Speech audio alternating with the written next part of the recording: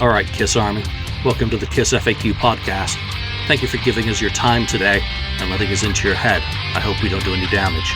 This is a Kiss-related podcast by the board, for the board. We hope that you enjoy. We'd love you to support this show. Please like, follow, and subscribe to us on Facebook, YouTube, and Twitter. Your likes and subscription helps us to grow and attract interviews and content. So please retweet and share our posts. Your contributions are appreciated. Welcome to episode 432 of the KissFAQ Podcast. I'm back in the hosting chair, Julian, admin on the KissFAQ, and I'm joined by Marcus Almighty. Mark. Greetings. And 69th Blizzard, Ken. Hey. Lonnie. Go Bengals. Who day? All right, let's get into today's stuff. First of all, let's start off with some comments, Mark, from the last episode you guys did. I think that one was without me. I'm losing track. I'm so busy at the moment. Yeah, so we had a couple of comments, more than a couple. So thank you again for all your comments. We appreciate receiving them. A lot of them are pretty long, so I'll just say like maybe the first couple of sentences of each one, just so that I can go through a few of them. One is from Rome Loves Dan, and he says, "Great memories of the Kiss albums, outstanding art design, the best. In fact, my favorite local record store had the giant wooden reproduction on the building." So thank you, Rome Loves Dan. Rome Loves Dan. We also have Bill Phelps, who says, "Great show, guys. I was 10 years old in 1978 and was into Kiss at the time thanks to an older cousin. I have a cool picture of my 11th birthday in February 1979 blowing out the candles on the Gene LP in one hand and Aces in the other." So there's another great memory. We have Battle Station Torpedo, who says, "My Kiss claim to fame is Donington 1996 off the soundboard. Paul Stanley says, 'We got a fire over here. It looks like it's going to be a hot night for rock and roll.' Me and a few friends or buddies built that fire and lit it when Kiss hit the stage." So there you go. And one more we have, let's see, what's another one I can say really quickly. AB says, "I would include Ace Frehley's 'What's on Your Mind.' Great underrated song with his bit from Coming Home Recycled." So there you go. We have a few comments from the listeners. Thank you again for your submittals.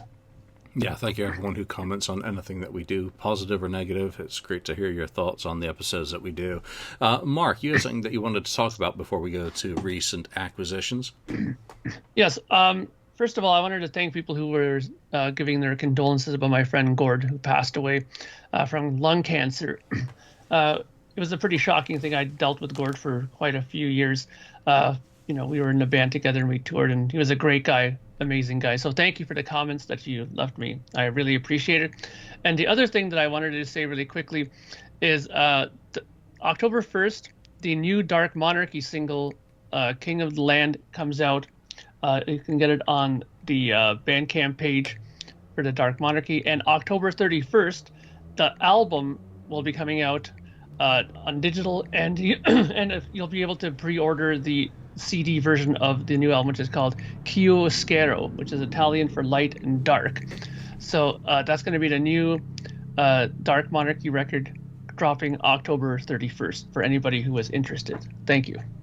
Yeah, I got to ask you, since you're talking about the projects that you work on, number one, you remember Pile Driver for a while. But Train Records, any update on Volume 3, the pressing? Any idea where you are in the queue? Yes. So there's going to be a Project Gemini update video dropping this evening after this thing is done. But just so you guys know, in case it comes up before the upload is done, I get the album covers either this coming week or next week to sign finally. So the album covers will be in my hands. You guys, I'll make a video so you guys can see them in their glory. Once that's done, I just insert the download cards and the posters and I give them back to Train. And then it's up to them from what I hear. And of course, I'm busting their balls to get them to me as quick as possible. I should have them hopefully first week of December.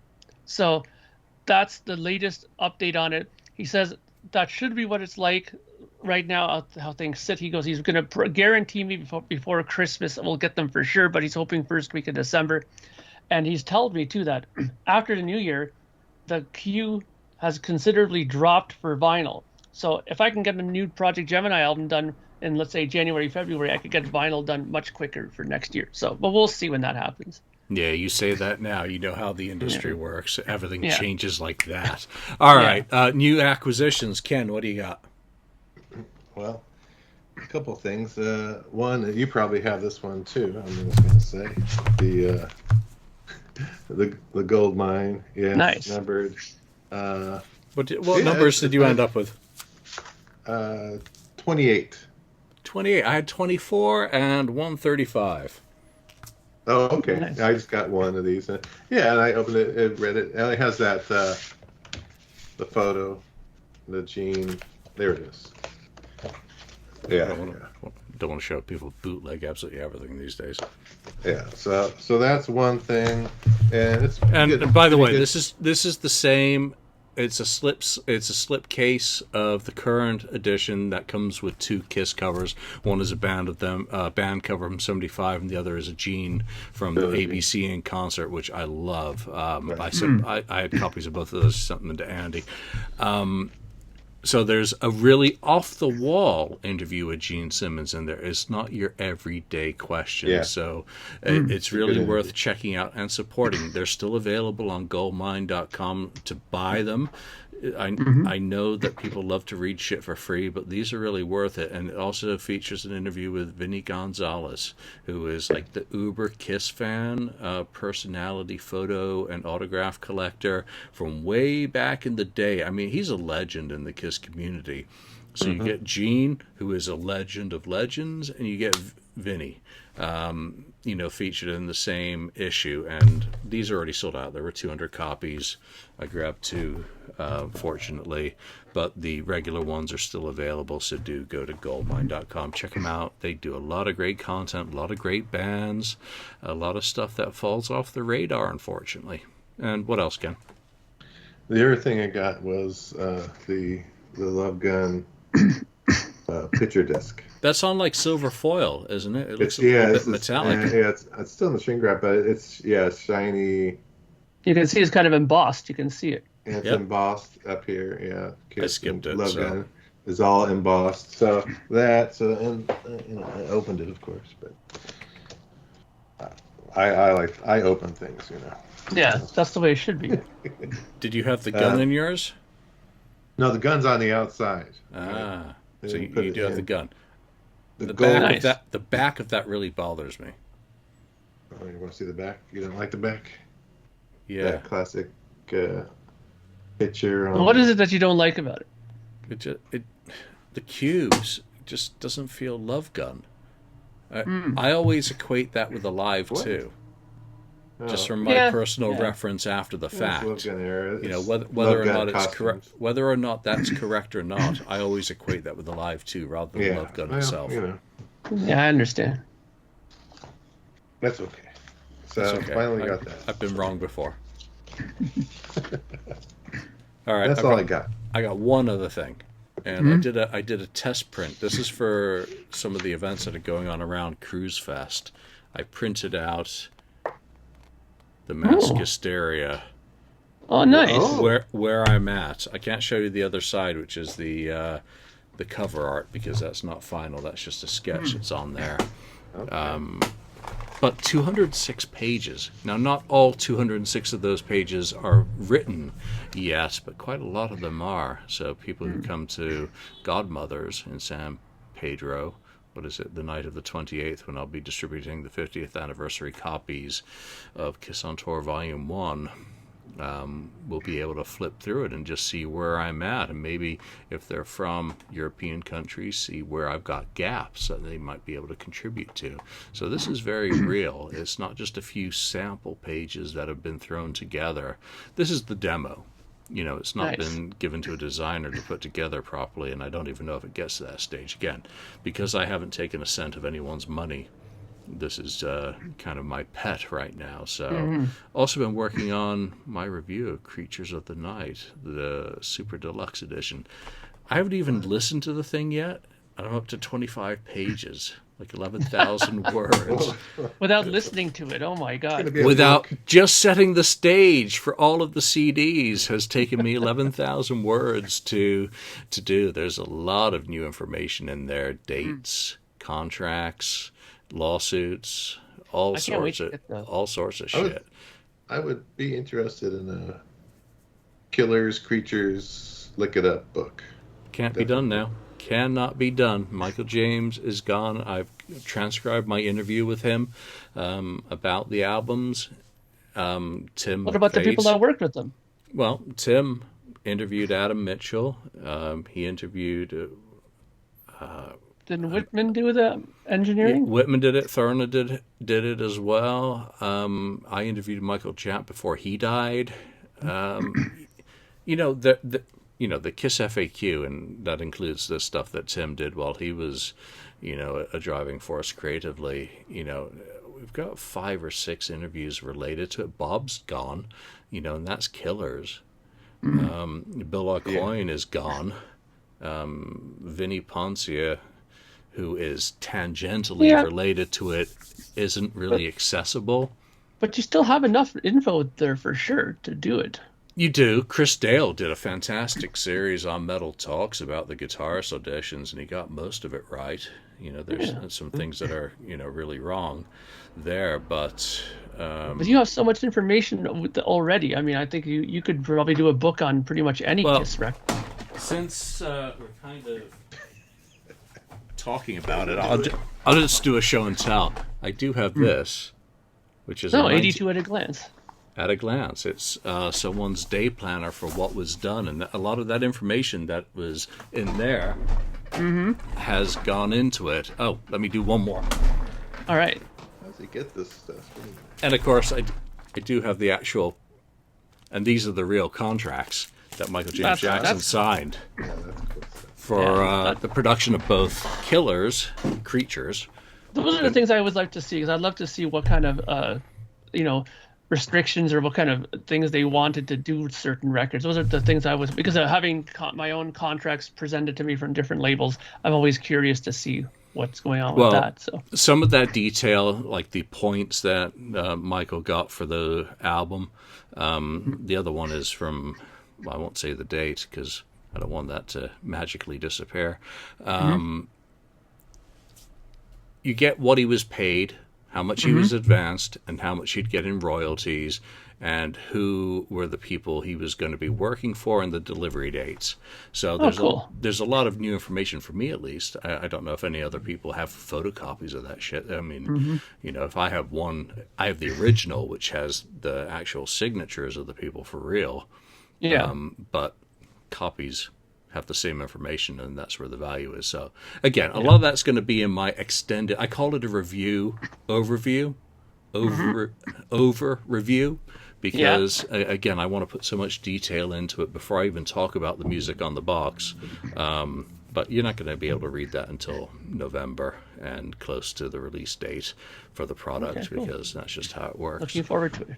All right, let's get into today's episode, because we don't usually waffle for 15 minutes before we get talking. We're back with the death match. The last time, the 2 albums that came out of the hat were Creatures of the Night and Sonic Boom. So let's just say, other than one album having 9 songs and the other having 11, which means that 2 automatically go into the white cup of mystery to go for all the excess. So 2 Sonic Boom songs are guaranteed to be going through to an additional round. But Mark, do you see any chance that a Sonic Boom song is going to knock off a Creature song, and how have you prepared for this experience, since we don't know what the matchups are going to be? Well, I'm actually, this is probably the most prepared I am for any of these, for one reason, because I was listening to a lot of Creatures lately, just because I love that album anyways, and plus we had that little discussion in our messenger there. We were sending that Julian constructed list of Creatures there. So I was listening to that and listening to a bunch of stuff. So I had a lot of stuff there to listen to.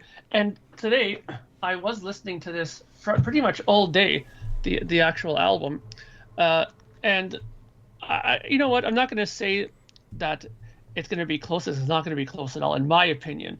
But there are some songs in here that I maybe forgotten were a little bit better than I thought.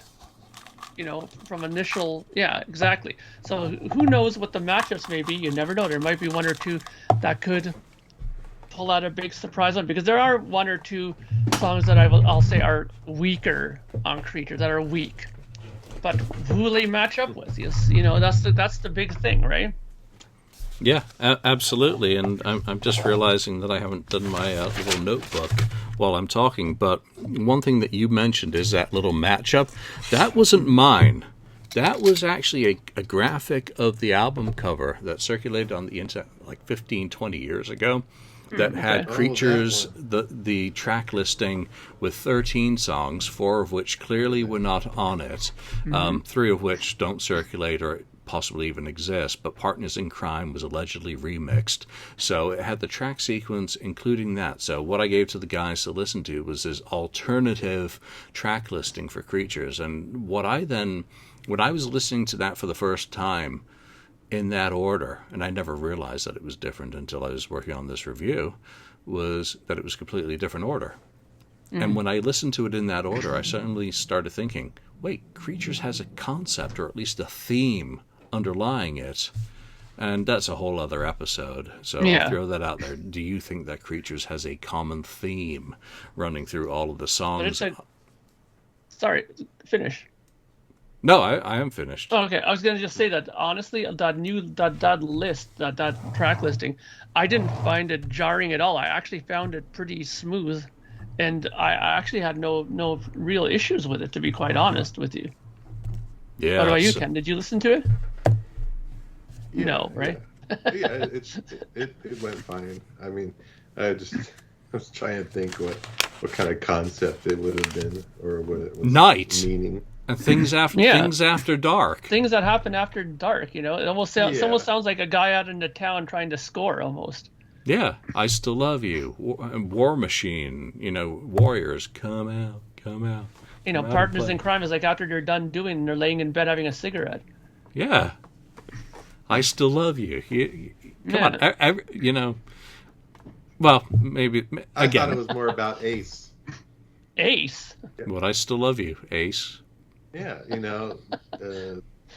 make up or break up, Ace break up for the band. We still love you, trying to get him back. Bitch is insane. She deals with the band, about the band, and then Ace. And it definitely sounds a little more like a man and girl thing, though. Yeah. All right, Ken. So Sonic Boom versus Creatures of the Night random songs going head to head. Do you see any case where either, a Sonic Boom song is going to come out triumphant, other than the 2 that get a free pass? Yeah, I think there's a possibility of maybe 1 or 2 max. I think there's one that could defeat another song on Creatures, but it would have to match up perfectly in order to do it. So it's not likely. All right, well, let's get straight to it. So how this works is all the songs from Creatures go into the Red Cup, because obviously Gene finally got to do a lead single. It would be the last time he'd do so until 92. All the songs from Sonic Boom go into the Green Cup. Oh, you're going to disappear, so Mark will get to pick first. And since we're an odd number, we're guaranteed not to have any ties, so let's go with the first selection. And the winner, of course, goes into the Pink Cup of Mystery, which is round 2.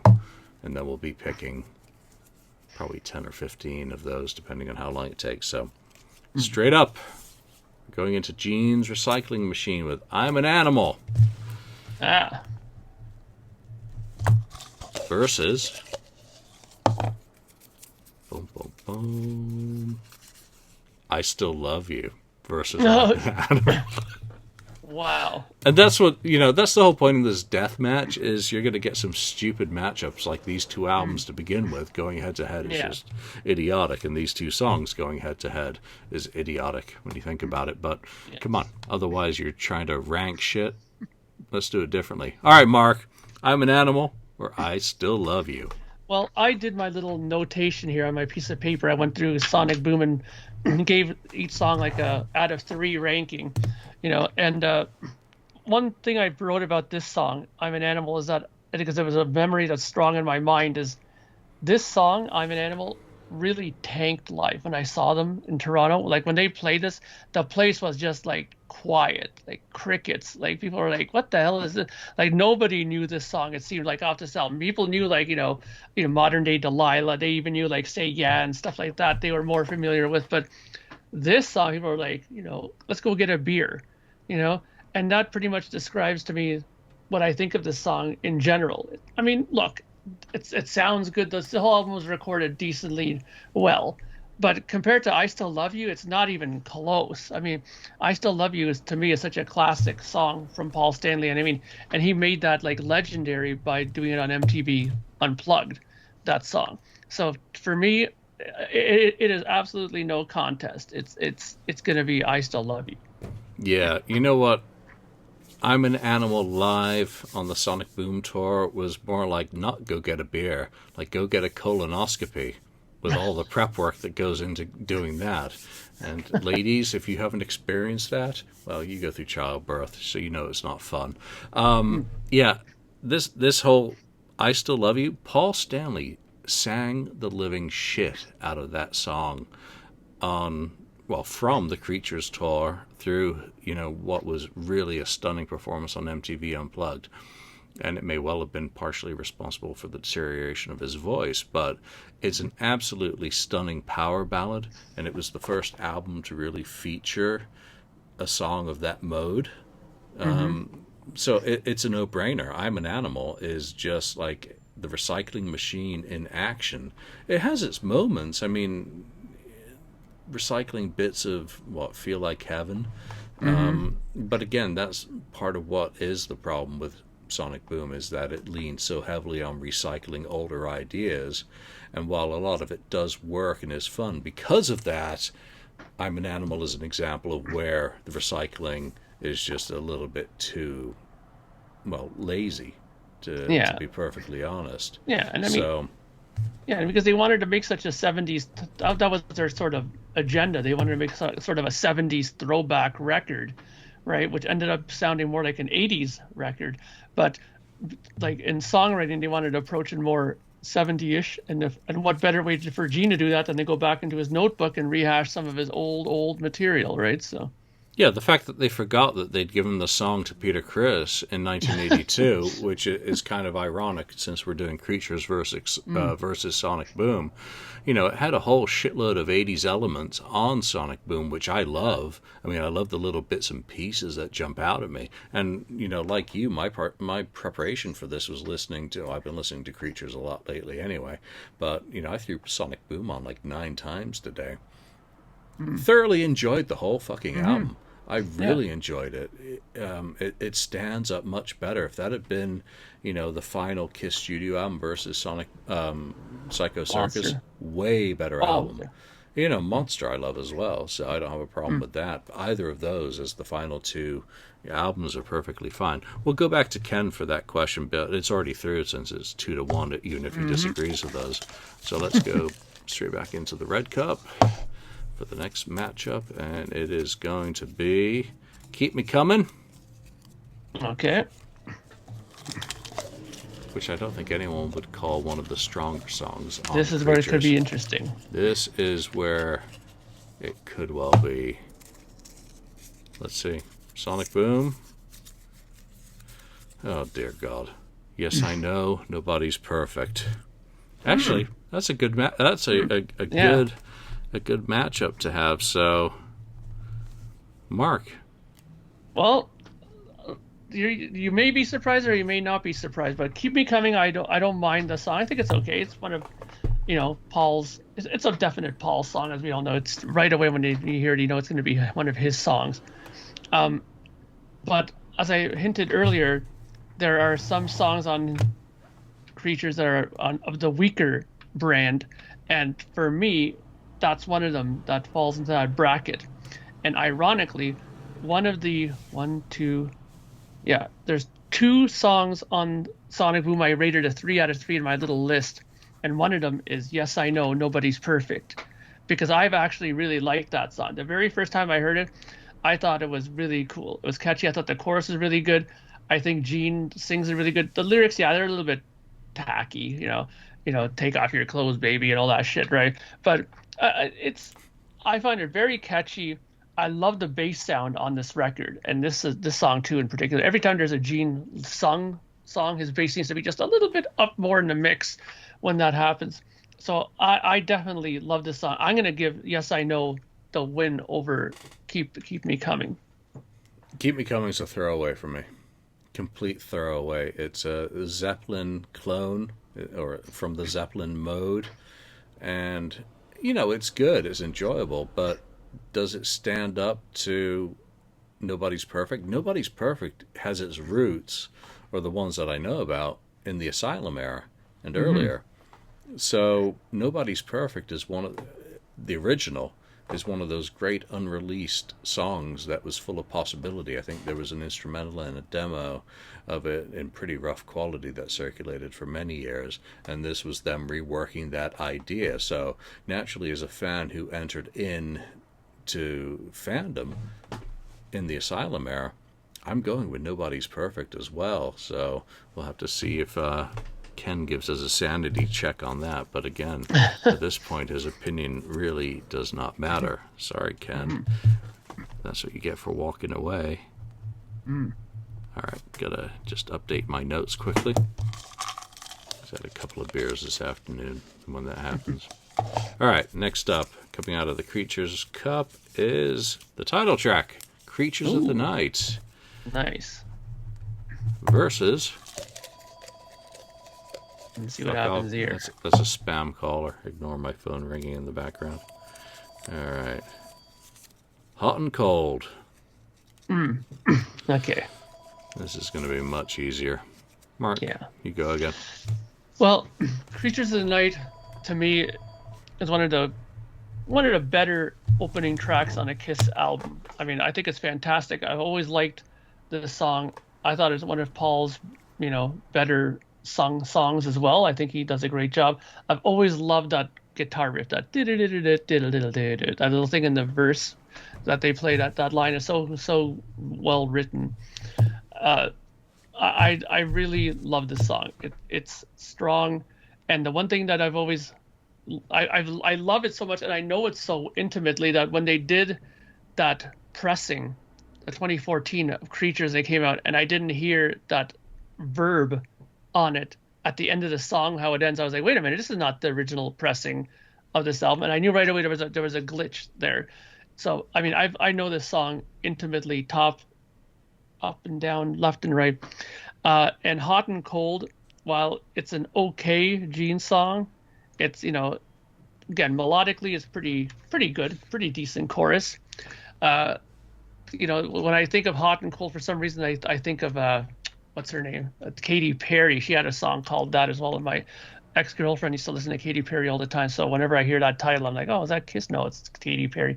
But honestly, to me, it's no contest. I mean, Creatures of the Night is just a far better song than this. I mean, you can say whatever positive stuff you want about Hot and Cold, but it's just not going to have the same iconicness and the same impact that Creatures of the Night had for me when I heard it. All right, so you're going with Hot and Cold, huh? Hot and Cold's a total throwaway for me. Creatures of the Night is just a bombastic declaration. It doesn't end up as the opening track on any album without a good reason. And it's a perfect opening track. It's a perfect declaration. It's a perfect saying, forget about the elder. We deny all knowledge of that aberration. Just the savagery of the opening is just perfection. Is it a great Kiss song? I don't think it reaches that, but I think in terms of its savagery, it's a perfect, reverse face of where they'd been prior to that. Hot and Cold is just middling to me. I mean, it's okay. It's not bad. It's not great. It's none of it. It's just like your average kind of Gene Asylum Animalize era filler. it just works on some of those 70s ideas that he kicked around so many times during the 70s and 80s, but never brought to full form. And here they are finally coming to form. So Creatures of the Night, without a doubt. You mentioned an interesting thing, the differentiation between 2014 and the goof that they made by using the 85. It's not a remix, because only one song was remixed, but the rest of it was re-EQ'd as well, which brought down the reverb tremendously, bringing it more in line with the sound of Lick It Up. So there's a consistency between the two. And you miss that ending reverb on songs like Keep Me Coming. You miss it on the ending of Creatures of the Night, which was remixed. And also Danger is another one where it really rings out, and it's just completely missing on 85. But that's the album that I'm most used to, because that's the one that was available when I became a fan. Ken, you've got some catching up to do here. Sorry about that. Let's see if your vote changes anything on these first three song pairings that we've picked. So let's go back to the beginning. Animal versus I Still Love You. I Still Love You. So that's Animal's just not good. Yeah, it's just not a very, very good song. I'm surprised they put that on that album. Paul clearly didn't know Gene's back catalog very well, or he. I know he's got a lot of other songs. Don't you frickin' recycle that shit? It's already been released, buddy. All right. So next one was Keep Me Coming versus Yes I Know Nobody's Perfect. Yeah, I'll say Keep Me Coming. Wow. So you're the only one who voted that. He's standing up for Creatures. Hold your fist up high, Ken. You're holding the banner. I mean, I like Yes I Know No One's Perfect, but I think Keep Me Coming is better, harder rocker. I think Nobody's Perfect is not one of his better songs. I think he can do better than that. Okay, I said it was better because it was an Asylum leftover, and Keep Me Coming was a Zeppelin clone. That was my justification. Oh, Keep Me Coming, kind of. Yeah. Okay. I just thought that Yes I Know was just better melodically, better, stronger chorus than Keep Me Coming. Yeah. But at least Ken voted for the Creature song. Yeah, exactly. Vote for what you want to. Don't let us sway anything. If you like it better, then you like it better. Yep. Absolutely. So the matchup that we just talked about was Creatures of the Night title track versus Hot and Cold. Try not to laugh. I can't help it. Yeah. Though I like Hot and Cold, but Creatures of the Night. Yeah, I mean that we even have to have a discussion of more than a single word is kind of the whole point of this. Yes. So Ken went with Hot and Cold. All right. I did not. I know that. All right. Next up, I Love It Loud. Straight between the eyes. Loud. Versus. Come on. Modern Day Delilah. Really? Is it? That's the no. That's what it is. I'm tempting fate. Just guessing. Okay. You guys. Oh, Russian roulette. Yeah. Ooh, okay. This will be quick. Ken. I Love It Loud. Though Russian roulette is not a bad song, but not as good as I Love It Loud. All right, Mark. Well, Russian roulette is actually one of the songs I thought was pretty decent on the album. I thought it was pretty good. I thought Gene sang it pretty good, but I Love It Loud has such a memory etched in my mind from seeing this video here that I'm showing, and I always thought that the drum sound on this song was just so bombastic and so game changing in my mind, so I've always thought this song to be one of those songs that would have no contest in the sort of a competition like we're doing now, and not saying that even though knowing that I've heard this song so many times, and I've known for a fact that I would come to despise the song at one point because I had a Creatures of the Night compilation video back from the convention days, and on that convention videotape was about 50 times they put I Love It Loud, the video, on there. And I was so sick of the song after watching that video that for a while I didn't want to hear I Love It Loud ever, like for the rest of my life. But you know what? As good as Russian Roulette is, I still think that it could never hold water to I Love It Loud. Exactly what he said. I Love It Loud you're going to get to listen to tomorrow as the new single from Crucials of the Night, Super Deluxe Edition, live from Rockford. If you're in the right time zone, it's probably available as we talk. Australia had it yesterday because they're special. They're on the right side of the international date line. Russian Roulette's actually one of Gene's stronger songs on the album as well, which is a shame that it comes up against. There's no way in hell that I Love It Loud is not going through, because number one, I could vote for Roulette and it's still through because of what you guys have both said. But come on, I Love It Loud. Yeah. Concert staple now. Right between the eyes. All right, moving on.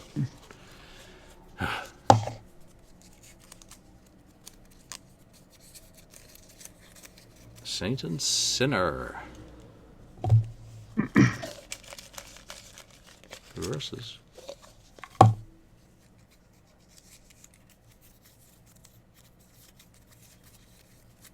must be a short stand. Oh. Just 1 second here. Go to Ken first. 1 second. Actually, Yeah. Stan. A lot of people don't like Stan, but I like that song a lot. But yeah, Sort of shit it's that too we're doing happy. an NFL halftime show. Yes, but yeah, Saint and Sinner. I thought it was a very unique written song by Gene, and I think it's a nice change of pace in his writing. I think, and it's really good. I've always liked it. I always thought it was a very cool song. So yeah, Saint and Sinner wins for me. Okay, Mark, we had a chortle out of you when that lineup was announced. So tell us what and why. Well, Saint and Sinner is definitely a much better song. I mean, I like it better. Again, it has more impact on me for many reasons. I mean, I remember hearing the drum track alone to this song when a podcast had it on their episode once, but they were showing it as the Devereaux's Dungeon or whatever that segment was called. Yeah, I just like it better. I think it's a much better written song. And like you said, Stan definitely sounds like something that you hear like NFL cheerleaders dancing to. It doesn't sound like a real hard-hitting song. And it doesn't have to be hard-hitting to be a good song, but I just don't think Stan is nearly as good or impactful as Saint and Sinner. No, Stan's trying to be something like in terms of its messaging, or God Gave Rock and Roll to You Too. Something from kind of that realm and perspective. I like how it has, both of their vocals. But Saint and Sinner has a complete vibe to it that's really unique, really, in the Kiss catalog. It's really interesting musically. And I think that comes from the very odd songwriting combination of Gene with Michael Japp, who had worked with Paul on this. So, I mean, it's Saint by a mile just because it has such an unusual feel in terms of a Kiss song. So, it's also, I think, a really good vocal, which helps. And musically, it's very interesting. So, Stan, I actually quite like, even though it doesn't feel very Kiss-like. It's more... I don't want to say Poison, because obviously there's a very Poison song on that album. Bon Jovi-ish, or maybe something else. I can't find a reference point for what I'm trying to express. So at least Saint and Sinner goes through. Yeah, Creature so far is pretty good. It's not unanimous because one Sonic Boom song has managed to go through, Ken. Wasn't my fault. Wasn't your fault. Don't get mad at me. Don't get mad at Ken. He's the voice of reason. All right. Next up, Modern Day Delilah. Versus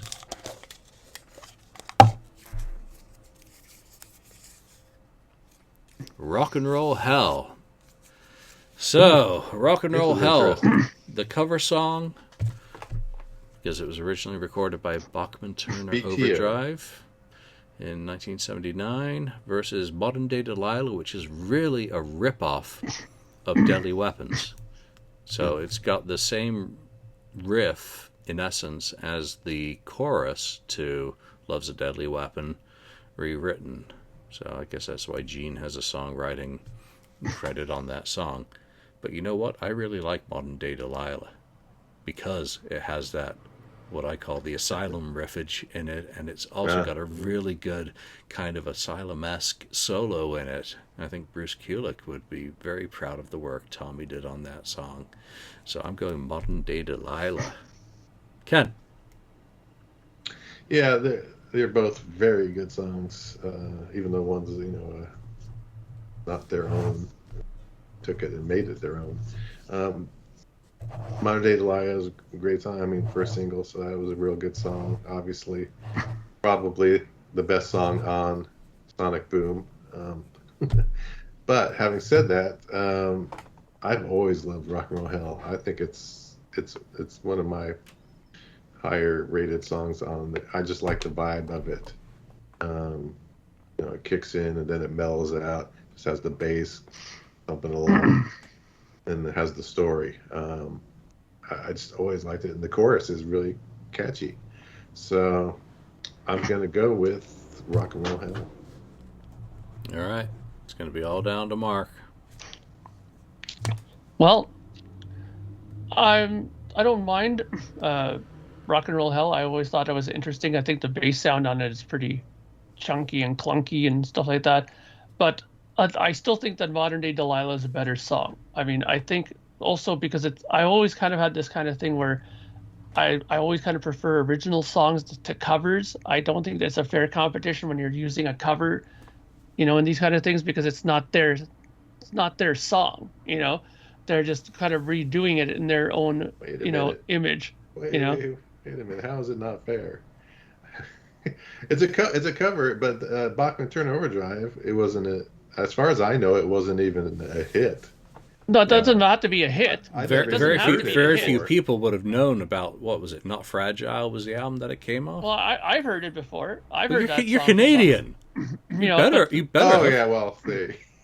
And that's the thing. I mean, I've heard it before, and it's not identical. They did change it a bit. They improved it quite a bit, in my opinion. Yeah, they did a way better version. Yeah, Kiss version is much better than Bachman Turner Overdrive, but I still think that Modern Day Delilah is a better song overall.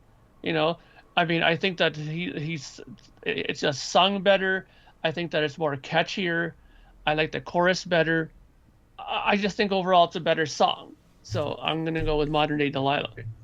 Yeah, another Sonic. Marcus Almighty at KissFAQ.com. Yeah. Two Sonic Boom.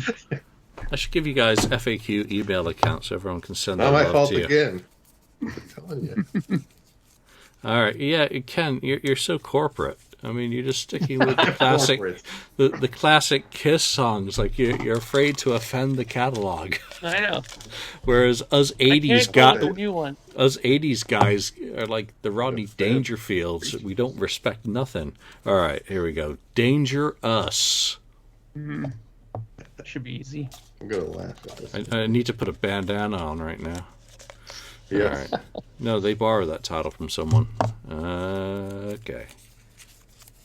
Versus Killer. All right, Ken, make quick work of this.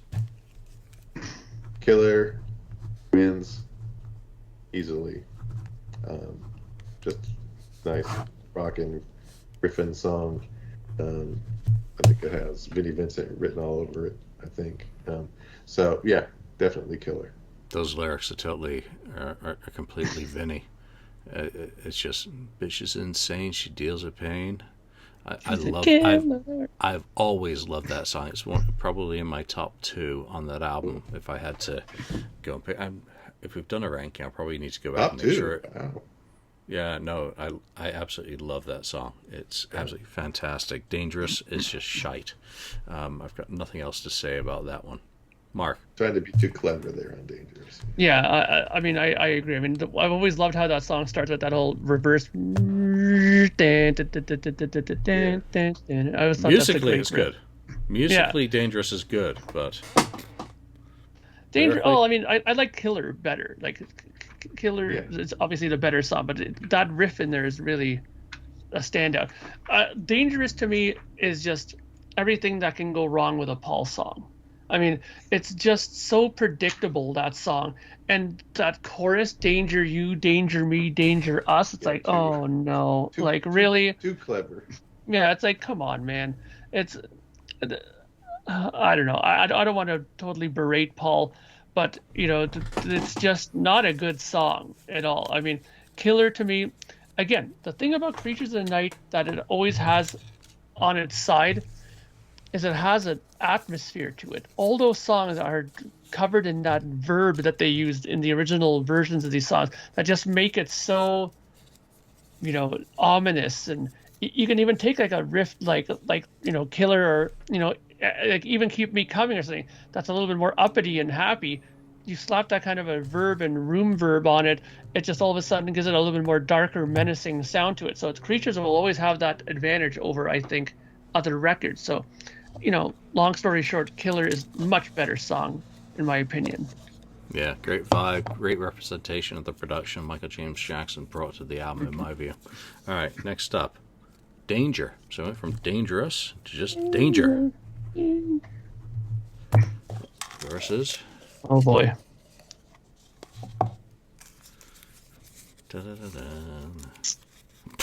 All for the Glory. Oh. All for the Glory versus Danger, which is kind of an interesting matchup that I'm computing here. I'm can't quite wrap my head around that one. Ken, you're on mute. You're muted. Man. Damn. I'm gonna actually go. Boy, that's a hard one. Danger is not one of my favorite songs on Creatures.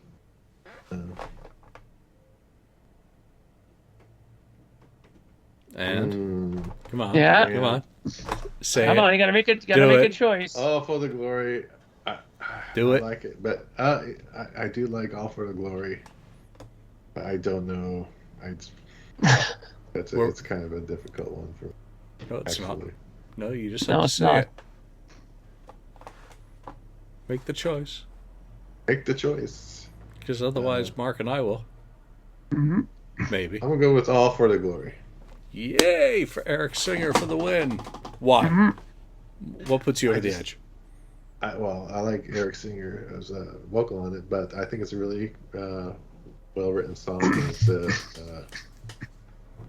a cool song. This one's not one of those, trying to be so clever like that other Dangerous thing.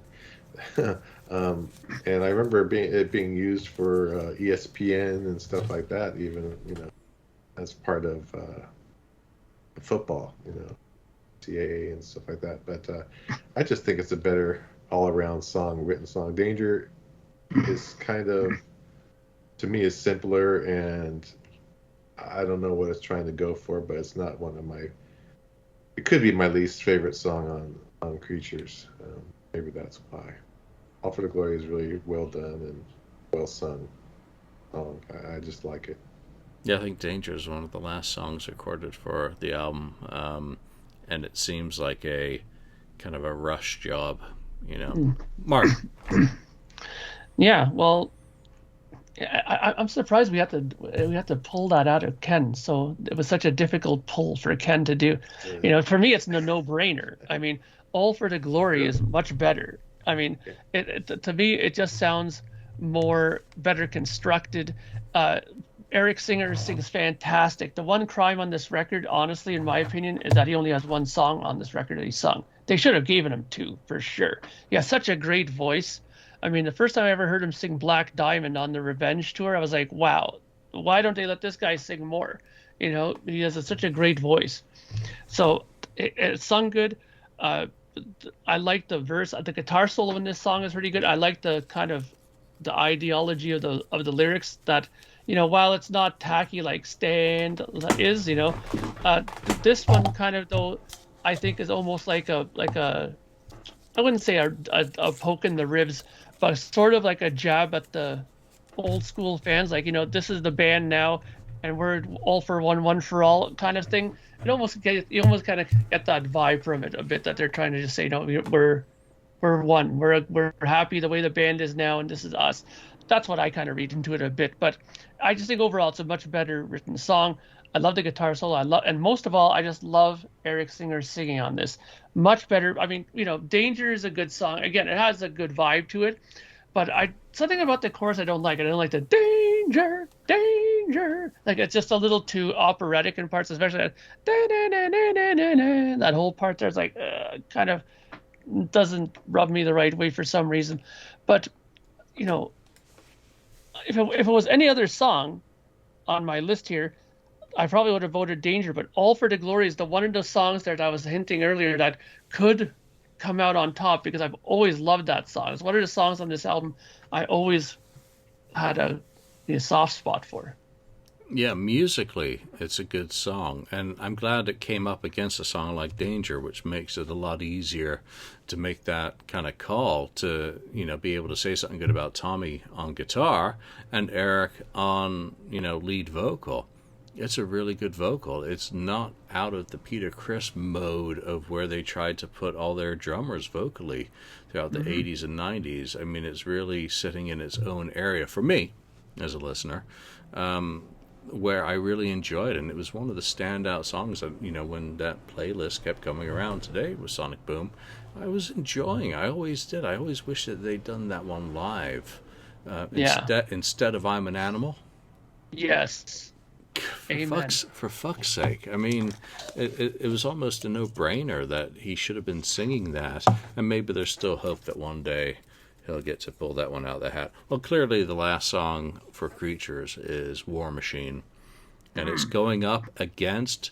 It's a song that Paul Stanley says is a new classic, and what Paul Stanley says is law. So, which song am I talking about, guys?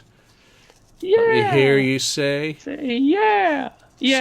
Say yeah versus War Machine.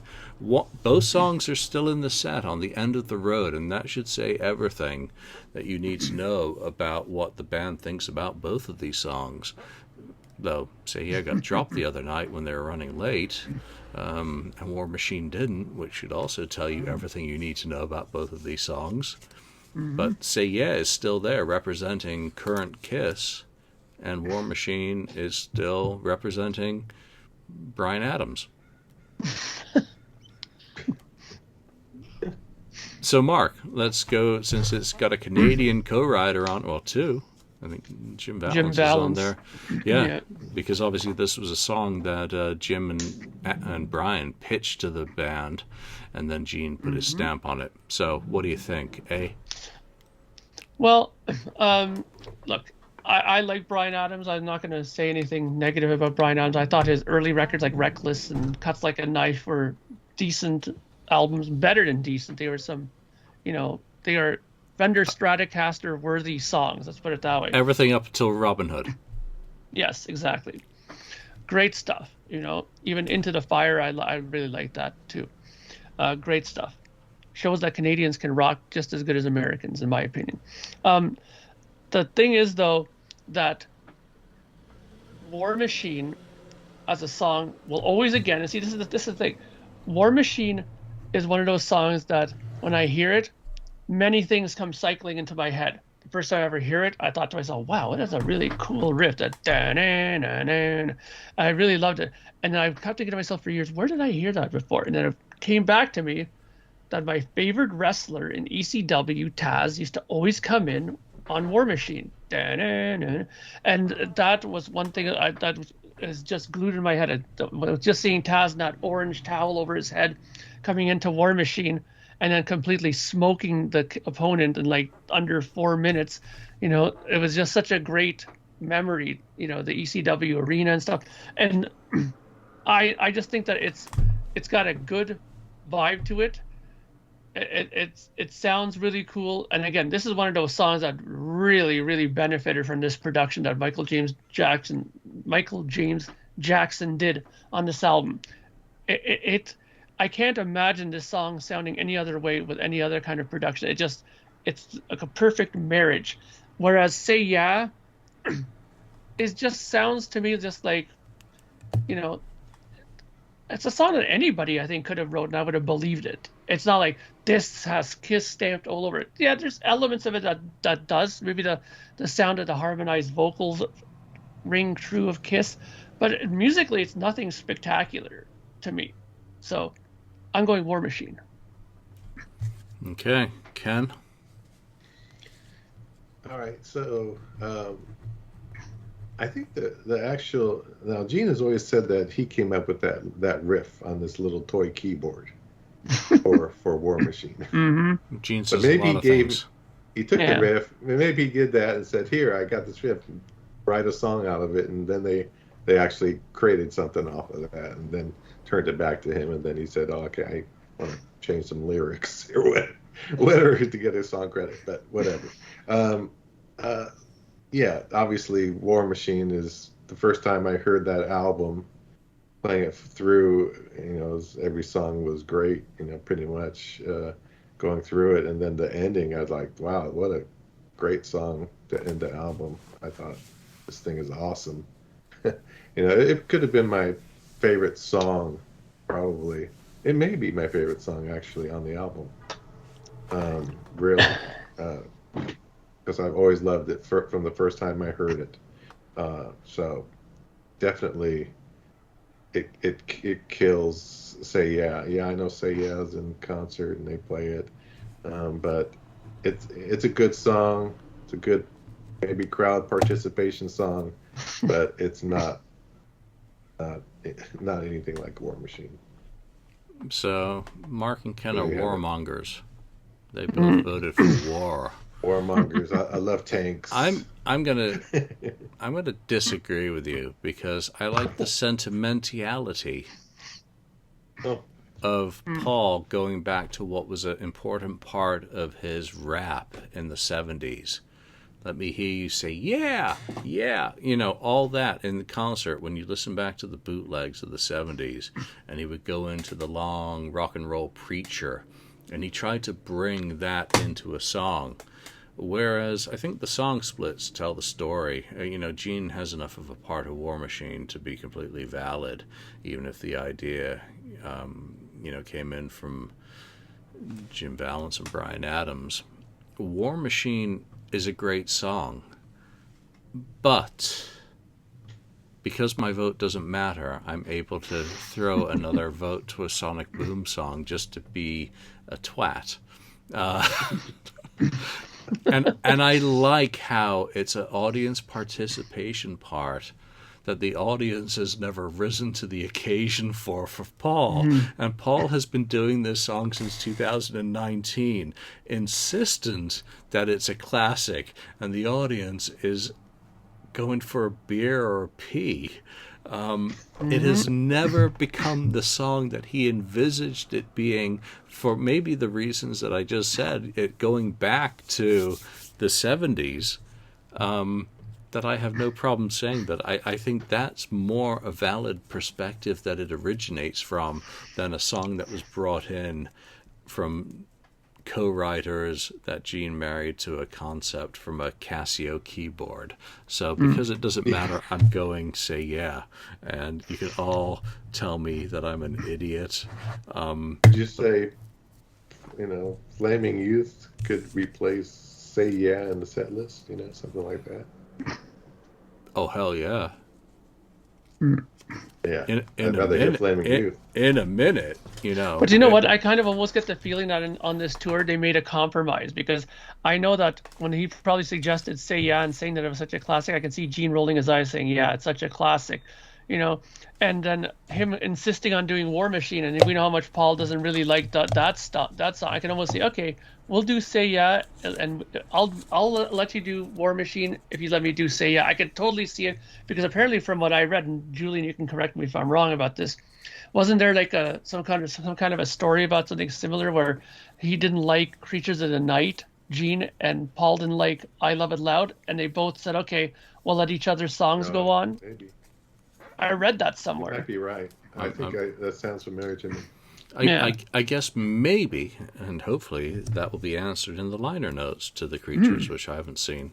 So no idea. I just hope they're as good or better than the Destroyer. So now we have 2 songs going in from the album that really, I don't know how. I'm curious to your reactions. No, they're just going into the white cup of oddities that will face off against each other before the next round. So they just go into the scraps heap right now, and it's when lightning strikes.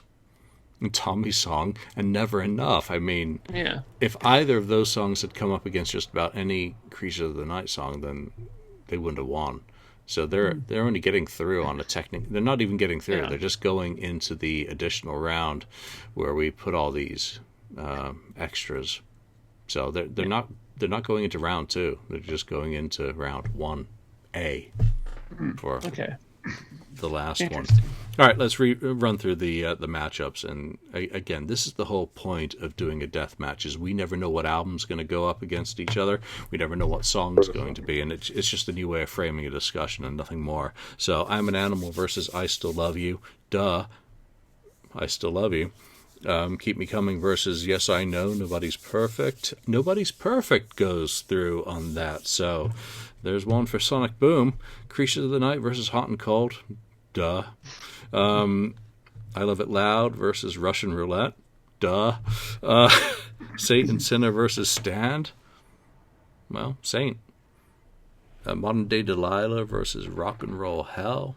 Modern Day Delilah. So, another song from Sonic Boom. Rock and Roll Hell. Killer versus Dangerous. Well, the Killer is far more dangerous than Dangerous could ever be. Yes.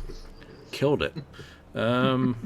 Danger versus All for the Glory. All for the Glory. The Glory. That's 3. Surprise. And War Machine versus Say Yeah. War Machine, rightfully. But I got to be contrarian. It's also a good podcast, by the way. Wet. So let's get into the next round. Ooh, let's see what the next one's be. The next round, whenever we get around to it, is going to We need a be... good head-to-head battle. I hope it is. I hope it's not one. Dynasty. Ooh, okay. That's a good record. Versus Don't be the first album. Don't be the first album. Mark. You're gonna jinx it. It's picked. So Dynasty versus Love Gun. Oh, there you go. So- Sister Interesting. Records. So back-to-back. That's a albums, that's a studio. sequential matchup there. So I've got nothing popped into my head on feelings about that one. Other than I'm sure it'll be interesting. That's going to be tough. Couple of dynasty songs. Well, it could be. There's a few That's gonna be matchups that could be Couple. I think interesting. there'll be more than a couple. Well, Yeah, we few. never know what it's going to I be. could So Yeah, because there are a few cheesers for sure on Love Gun. Depending on the lineup, depending on what song is against what song. I mean, if we get Almost Human versus, say, Dirty Living, that might require a little bit of thought Yeah. for some of us. I like both. Other than the Gene guy. The Gene guy. Well, Yeah. I'm the Peter guy, so Peter that and doesn't Paul sound over right. there. When a guy says I like Peter, head down to the Castro district right now. We're aware of How's that. that? All right. So, what did we get right? Which of our comments were egregious? And is Julian a twat? Well, we already know the answer to that. Yes. I know. Nobody's perfect. That's our death match for this episode. So do chime in with your comments about these head-to-head lineups. And remember, they are random. There are no rankings to set up albums to try and make these things go easily. We want to have a little bit of a discussion and a laugh about some of these things. The next one's going to be a doozy. Love Gun versus Dynasty. I actually look forward to that. We'll have to make sure we've got hopefully a 5-person panel. Try and do it on a Saturday when we can have Daniel and Lonnie both in there, because I think that would be more fun for that sort of album. And I think, how many songs are on Dynasty? 9. 9, I think, is it? Yeah, and there are 10 I think it's 9, yeah. There are 10 on Love Gun, which means there's a possibility that Then She Kissed Me. She Kissed Me. You might go through through. Oh, no. Nice. Well, it wouldn't go through. It would just go into the White Cup and Next have to one the- more, another day to live. So we'll see how that one goes. But for now, from Ken, from Mark, and myself, thanks for joining us. We appreciate you listening to our show, and we'll see you next time.